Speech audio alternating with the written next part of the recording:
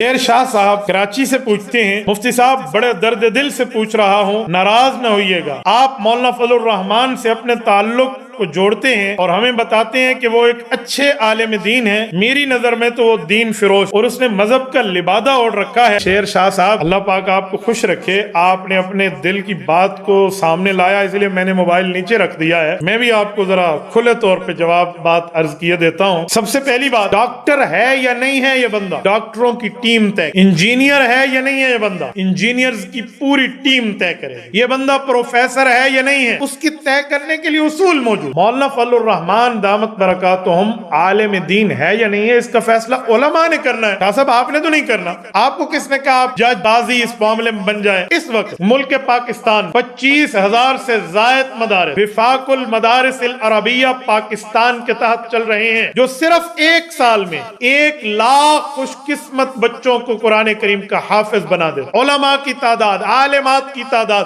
اس سے الگ ہے۔ اس ادارے کے جو سربراہ ہیں شیخ الاسلام مولانا مفتی محمد تقی عثمانی دامت برکاتہ اور اس کے قائد اور روح رواں جنرل سیکرٹری ناظم اعلیٰ حضرت مولانا قاری محمد حنیف جالندری دامت برکاتہ ملالیہ ہیں، ان سمیت ان کے تحت کام کرنے والے لاکھوں علماء کرام، مدارس کی ایک کریم موجود ہے، ان سب نے طے کیا کہ ہمارا سرپرست اعلیٰ جو ہوگا وہ قائد ملت اسلامیہ مولانا فضل الرحمان۔ علماء کرام طے کر رہے ہیں اپنی سرپرستی کے لیے، اور اس وقت یہ نوٹیفیکیشن جاری ہوگی، میں اب کی بات کر رہا ہوں، پرانی بات آپ کرتے ہیں 1980 سے لے کر جس وقت حضرت مفتی محمود رحمہ اللہ دنیا سے تشریف لے گئے، آج 2023 آ گیا ہے، میرے خیال میں 43 سال پورے ہو رہے ہیں، آج تک یہ تبرہ حضرت مولانا فضل الرحمان پہ جاہل تو کرتے ہوئے نظر آتے ہیں، کسی عالم دین نے تو یہ اعتراض نہیں کیا۔ علماء میں جس کو عالم کہا جاتا ہے 4 بندے اس کی بات کو مانتے، اس کے فتوے کو مانتے، اس کے علم کو مانتے ہیں کہ یہ عالم نہیں ہے۔ میں نے حضرت مولانا فضل الرحمان دامت برکاتہم کو صحیح بخاری شریف کا درس دیتے دیکھا ہے، جامع ترمذی کا درس دیتے دیکھا ہے، اور حضرت مولانا کو قرآن اور سنت اور تفسیر پر بحث کرتے دیکھا ہے۔ جتنا ٹائم مولانا کے ساتھ میرا گزرا، میرا اللہ گواہ، میں جب بھی بیٹھتا ہوں حضرت مولانا کے ساتھ، اگر ہم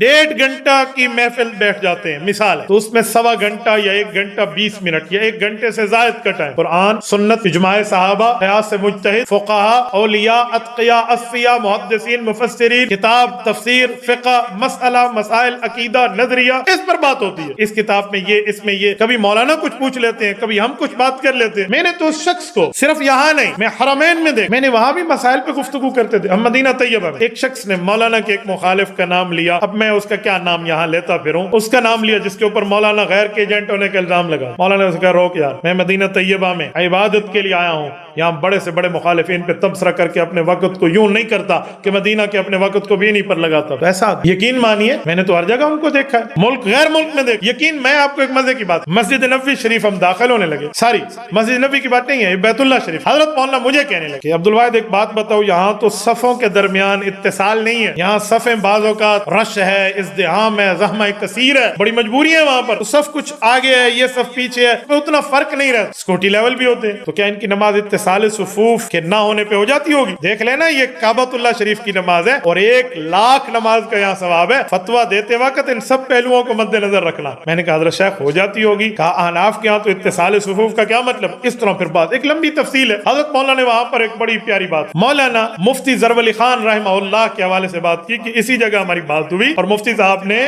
حضرت مولانا انور شاہ کشمیری رحمہ اللہ کے قول کو نقل کرتے ہوئے فرمایا کہ اتصال صفوف کا ایک مطلب تو یہ ہے کہ صف ملی ہوئی ہو، اور ایک مطلب یہ بھی ہے کہ اس طرح کے حالات میں پچھلی صف والے کو اگلے صف کے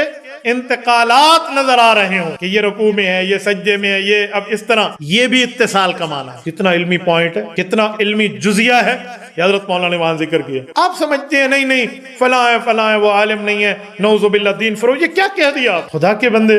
اس وقت پوری دنیا میں 7 بر اعظم، 6 بر اعظموں میں انسانیت موجود ہے، ان 6 بر اعظموں میں کوئی مسلمان عالم دین اگر سیاسی پاور کے لحاظ سے سب سے مضبوط ترین ہے تو وہ قائد ملت اسلامی حضرت مولانا فضل الرحمان دامت برکاتہم ہے، اس پر تو علماء کا اتفاق ہے۔ میری عمر اس وقت چھوٹی تھی، میں 2001 کی بات کر رہا ہوں، 2001، جی ہاں، اپریل، میرے خیال میں 9، 10، 11 کی بات ہوگی، 3 روزہ کانفرنس ہوئی تھی تارو جواب پشاور کے اندر، اس کا نام تھا 150 سالہ خدمات دارالعلوم دیوبند کا، وہاں پر مولانا شیخ الحدیث مرغوب الرحمان، میرے علم میں نہیں ہے وہ دنیا میں موجود ہیں یا رخصت ہو گئے، موجود ہیں تو اللہ ان کی حفاظت فرمائے، دنیا سے رخصت ہو گئے تو اللہ ان کی قبر کو منور فرمائے، جو محتمم دارالعلوم دیوبند تھے اس زمانے میں، وہ تشریف لائے اور انہوں نے حضرت قائد ملت اسلامیہ دامت برکاتہم کو اعزازی سند دارالعلوم دیوبند کے فاضل ہونے کے دیے۔ اس وقت ڈیرہ اسماعیل خان کے اس حلقے کو، جو حضرت مولانا کا یہاں آبائی حلقہ ہے، اس کو یہ ترجیح دی گئی تھی کہ اسٹیج کے سامنے ڈیرہ اسماعیل خان کا حلقہ بنایا گیا۔ رائے منڈ اجتماع جیسا مجمع کا منظر تھا، لاکھوں مسلمان اس میں شریک۔ تو دارالعلوم دیوبند جو اس وقت پوری دنیا کے ایک اسلامک یونیورسٹی کا نام ہے، خود ساقی کوثر نے رکھی میں خانے کی بنیاد یہاں، تاریخ مرتب کرتی ہے دیوانوں کی روداد یہاں۔ کبھی ترانہ دارالعلوم دیوبند پڑھ کے دیکھیے، وہ انہیں خود اپنے ماتھے کا جھومر بنانے پہ بیٹھے ہوئے ہیں۔ یہ تمہیں نظر آتا ہے کہ دین فروش ہے، لبادہ اوڑا ہوا ہے، آپ پر وحی آئی ہے نعوذ باللہ، آپ کو الہام ہوا ہے، آپ کے پاس کون سی اتھارٹی ہے کہ میں آپ کی اس بات کو مان لوں؟ کوئی تمہیں کہہ لے تم جھوٹا کلمہ پڑھ رہے ہو، تو دل سے نہیں پڑھ رہا، تو کون سی ویریفائڈ ہونے کی بنیاد پہ اپنے بات کو کلیئر کرے گا بھائی؟ حضرت شاہ صاحب، میں شاہوں کا غلام ہوں، سادات کی عزت کرنے والا ہوں، میں بڑی عزت احترام کے لہجے میں آپ کو کہتا ہوں، اس طرح کا جملہ پھر نہ کہیے، کم از کم دلائل کی دنیا میں اس پر پورے دلائل پہنچے۔